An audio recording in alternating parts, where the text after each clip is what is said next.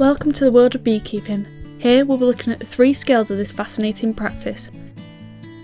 Discover what truly unfolds before you reach for that jar of honey at your local market, in stark contrast to the alarming 46% of sampled products found to be fraudulent on supermarket shelves.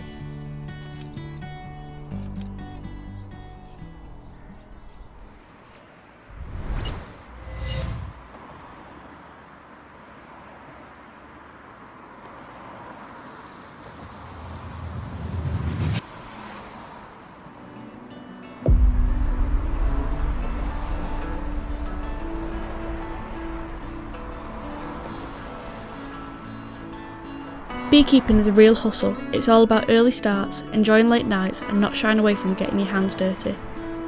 From checking on the hives to dealing with pests and diseases, there's always something to keep you on your toes. We'll explore the art of beekeeping from different perspectives. For beginners, understanding the basics is crucial. From terminology to fundamental concepts, this is where beginners will start and hopefully continue to master their craft.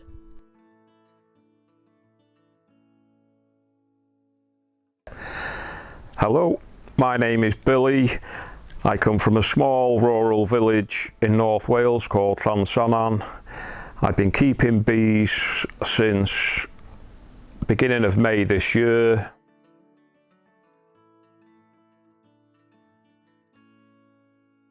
So why did you first decide to start beekeeping?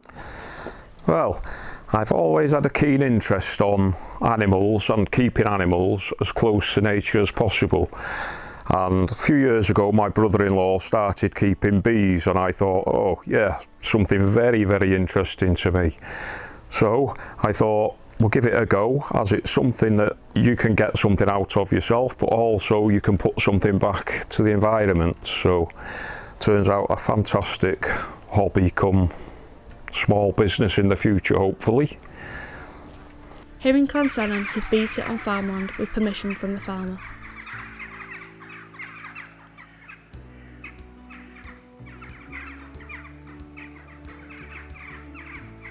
For most beginner beekeepers, their setup consists of a suitable hive, protective clothing, a smoker, feeder and the bees themselves. Why should someone choose to buy your honey rather than something from the shops? Well, the reason why people would prefer to buy honey from a beekeeper is because honey straight from the beehives is a natural product, straight from the plants into the hive, out of the hive and into a jar, whereas supermarket honey is a processed, basically just sugar and water with a few additives in. So natural honey, win-win.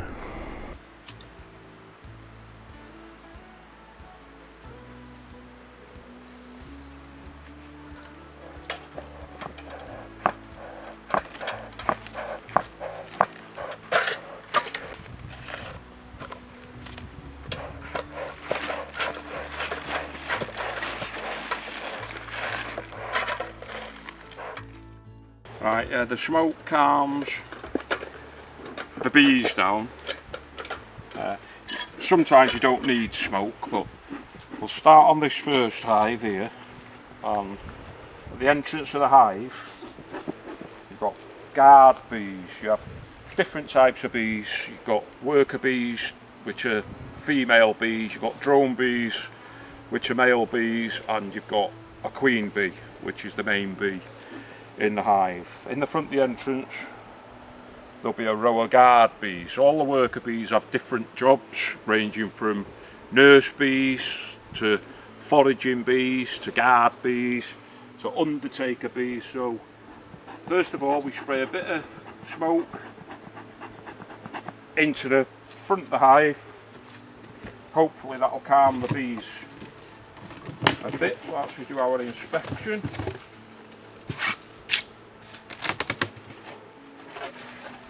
Now on this hive we've got 2 boxes. The big box on the bottom is the brood box, which is like the nest box where the bees breed, multiply. This top box is where the bees store the honey to get them through the winter months. Now, if you have a look on the top of this first one, this is a super. You can see they're under plastic. You can see there's plenty of bees in there. Now, there's not a lot of weights in that, which means there's not a lot of honey in there. With the bad weather we've had, they haven't been gathering too much. So again, the smoke.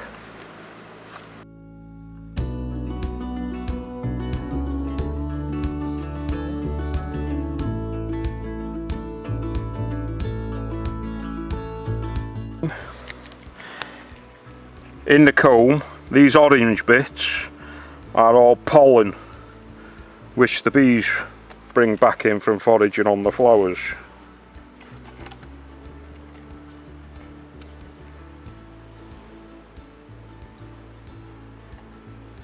All the time we're looking on these frames, we're looking that the bees are building up. All these brown spots here, that is brood, and see the queen there, we're lucky today. The queen's got the red mark on. The queen's filling this frame. All these are baby bees ready to hatch out, and the queen's going round and she's dropping an egg in most of these cells. That queen can lay about 3,000 eggs per day. This bee here, you can see on its legs, it's got bright orange pollen on its legs. The bees bring the pollen in to feed the baby bees because it's all full of nutrients. What's been your favourite experience whilst you've been beekeeping? My favourite experience was, I suppose, my first inspection on my own beehive. Opening up the hive, seeing how the bees had progressed over the first week of them settling in, and actually learning from scratch how the beehives actually work.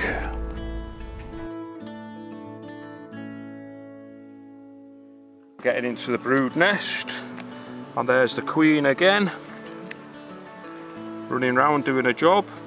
Now on this frame here you can tell the difference in the size and shape of the queen.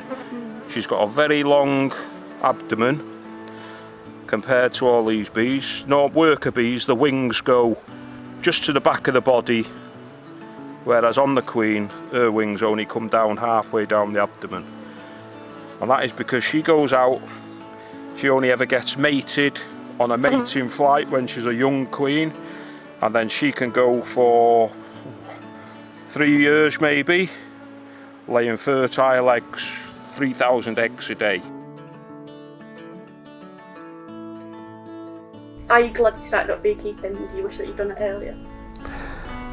I'm very glad that I started up beekeeping up, and yes, probably wished I should have started it earlier, but I can see it being a thing that I'll stop with me for many, many years.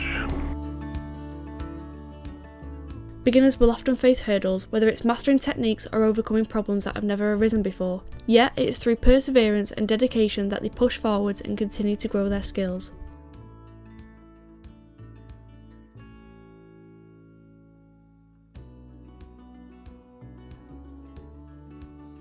Despite the many obstacles, big or small, every small victory is a cause for celebration. From the first successful hive visit to the gradual improvement over time, each milestone marks an achievement in the journey of a beekeeper.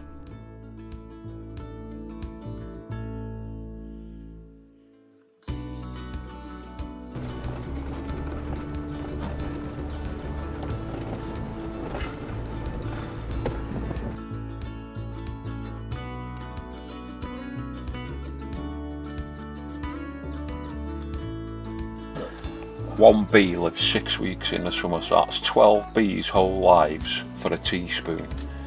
So like, just think how many bees have made that. Amazing, isn't it? And what did you have? 22 jars, did you? 22 jars.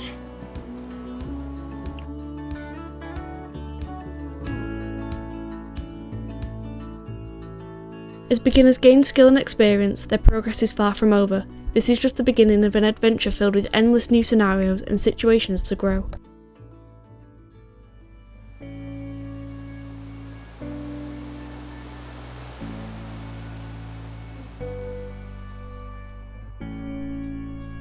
At the heart of every community are the connections forged between like-minded individuals. Whether it's sharing tips, troubleshooting problems, or simply offering encouragement, these interactions allow beekeepers to share their journeys. In Sholver, I spoke to a group of community beekeepers.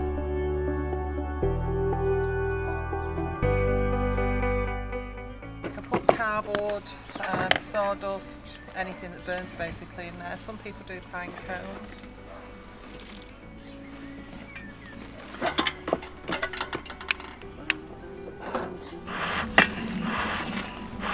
This kind of hex sawdust burns really hot, so we normally put some grass in the top of it to cool it. If we puff it when we've got that on the smoke, if it's too hot, it'll burn the bees. So I normally let that burn a little bit while I get my gloves and my hat on.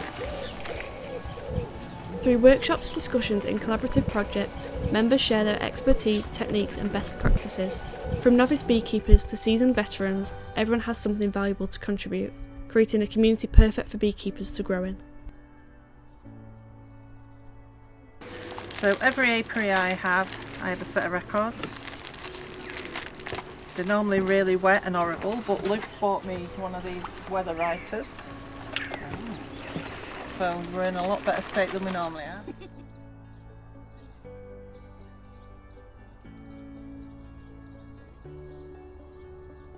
Within community groups, members come together to tackle challenges, explore new ideas and push the boundaries of what they could do as a solo effort. By pooling their talents and resources, they achieve more than they could ever do alone. If you look around that area, you'll see it glistening. Nectar what then will turn into honey. Very quiet.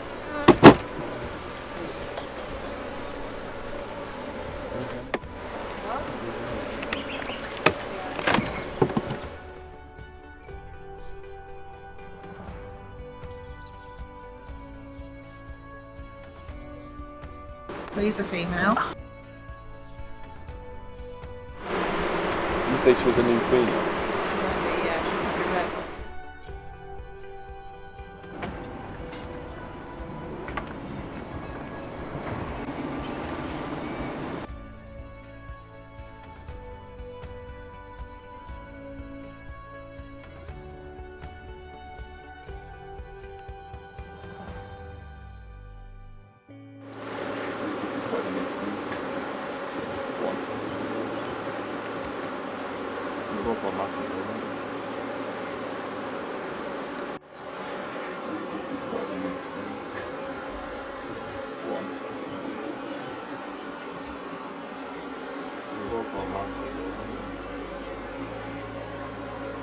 So these have 5 eyes. They have 2 compound eyes, one on each side, that they see shape and colour. Each one has 7,000 hexagon lenses in it, and then they have 3 on top of the head that are very tiny and they see polarised light, so they always know where the sun is. They have 6 legs. They've got 4 wings, 2 on each side, a forewing and a hind wing, and they're fastened together with little hooks, a bit like Velcro.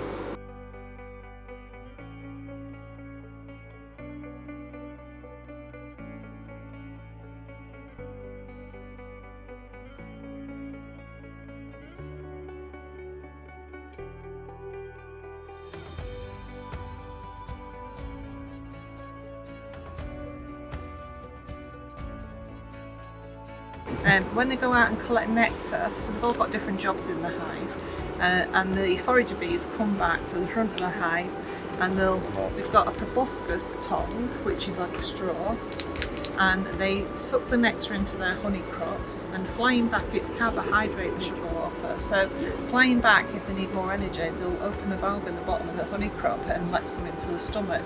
The rest of it, when they come back, they give everyone a taste of it, and they'll do a waggle dance bit, and they'll tell everyone where to go for it, and then the house bees will give the rest to, and the house bees will spend about 20 minutes blowing bubbles with it, and that's because when they collect nectar, it's 80% water, 20% sugar, and what they're trying to do is reduce the water content down. So when they've done that, then they'll put it in a cell, and then they'll use the wings and the temperature in the hive to reduce it further.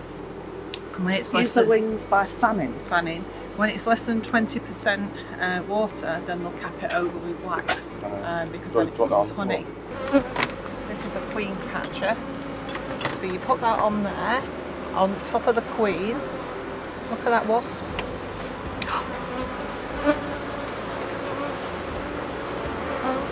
That's just stealing honey. Yeah. Quite fascinating to watch because the bees won't bother and then all of a sudden they'll all swarm it.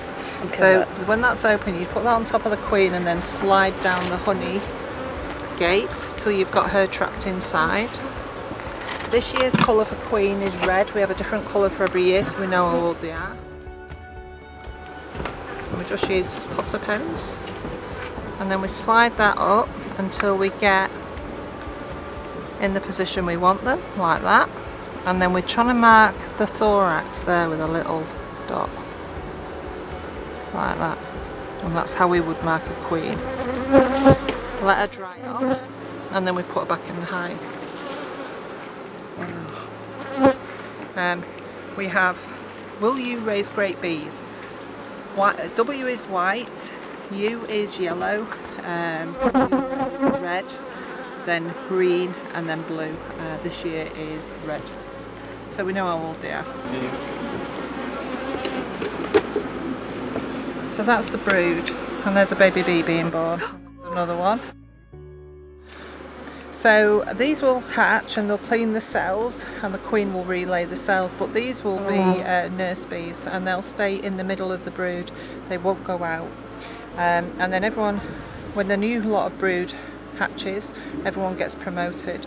So there's undertaker bees which check out the dead bees, house bees which keep everything nice and clean, foragers, guard bees that defend the hive. Have I forgot any, Luke? There's lots of different jobs in there. Yeah.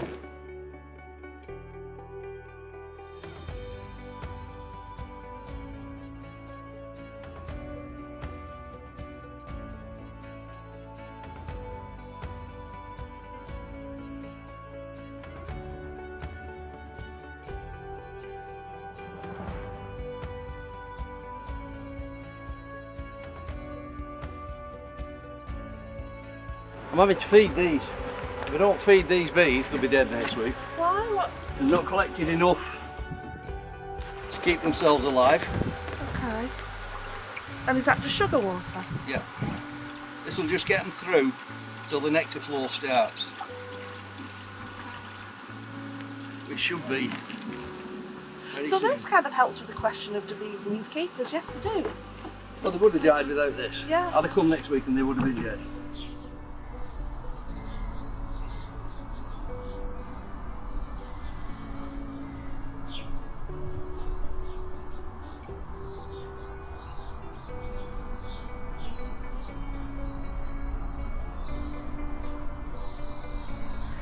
But maybe the most important thing about community groups is how they inspire each other. When members see others doing well, it makes them want to do better too. Beekeeping communities motivate each other by sharing their love for it and working hard together to improve.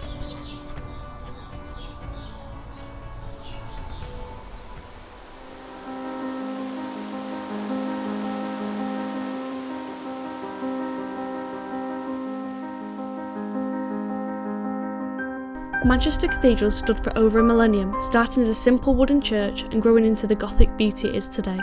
It's seen its fair share of ups and downs, but through it all, it's remained the central part of Manchester's community, welcoming visitors to explore its history and take in its beauty. The rooftop hides a hidden gem, something unexpected from the visitors below.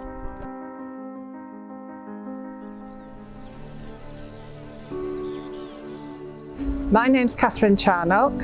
I've been beekeeping for about 9 years now. I've been beekeeper at Manchester Cathedral for must be about 6 years now. So here at Manchester Cathedral we have a volunteer charity called Volition. Volition is a 10-week employability course that helps people long-term barriers into work, back into work. I'm the beekeeping volunteer opportunity. They do a 10-week employability course which John, our tutor from Manchester college comes, they get City and Guilds at the end of it. They get loads of experience, opportunities to get out of bed, come and beekeep with us, gardening, photography, art.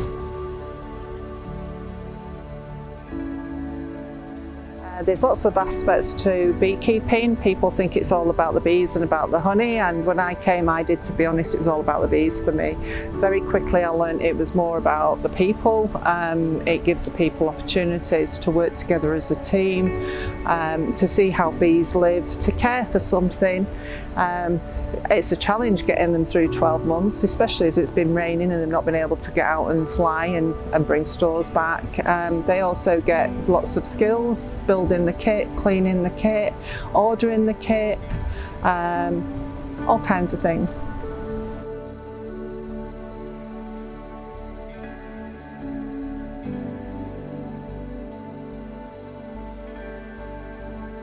One of our success stories is Jenni, actually. Jenni came to our country from India with 2 children. She's really inspirational. She came at the beginning of COVID, so she found herself locked in her apartment with 2 children and a mother-in-law while her husband was working. Jenni found Manchester Cathedral and started volunteering at the Cathedral. She applied for almost every job that was going at the Cathedral, hoping to get herself a job and to serve the Cathedral community. And she found her way to the beekeeping programme, and Jenni has gone through the programme for a year with us. She's employed by Volition as a part-time beekeeper, and she's just passed a basic assessment with a credit, which means that she got over 75% in her exam. We're very proud of Jenni.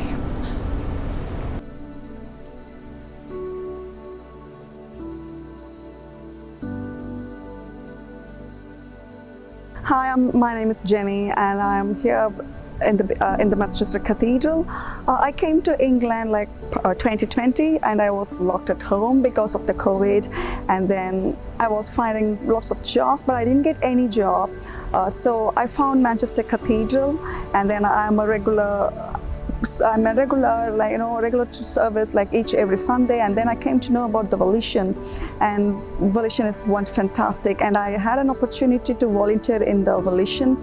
So where I was volunteering 1 year, and the people were amazing, and at last I found a job, like a part-time job, and I thought like I had to give it a go, and then I got this beekeeping job, and it's everything new for me. I don't know about the bees before. I'd never seen like the beehive before. It's all totally new for me, and my manager, my teacher, Catherine, my director, everyone made me to feel comfortable. It's nothing, and you're going to build up your confidence, and you can excel well in your career. So I'm blessed with nice, good teacher, Catherine, and she was like very hardworking, and whatever doubt I have, so whenever she has time, she always teach me about the bees and makes me to do. No one allows me to do the things by our own when you're new, but she makes me to do everything. Come on, explore it. So then I got like, okay, I'm doing it. And then I recently passed my last week. A week ago, I finished my exam and I got a credit pass. So it's all, the credit goes to the Manchester Cathedral. They are shaping me in all the things. Now I'm a fully qualified beekeeper now in the Manchester Cathedral. Go. Beekeeping provides a sense of purpose and achievement as individuals take on the responsibility of caring for their bee colonies and harvesting honey. Seeing the results of their efforts, such as a thriving hive or jar of honey produced, can boost self-esteem and motivation. Red roses too, I see them bloom for me and you, and I think to myself, what a wonderful world.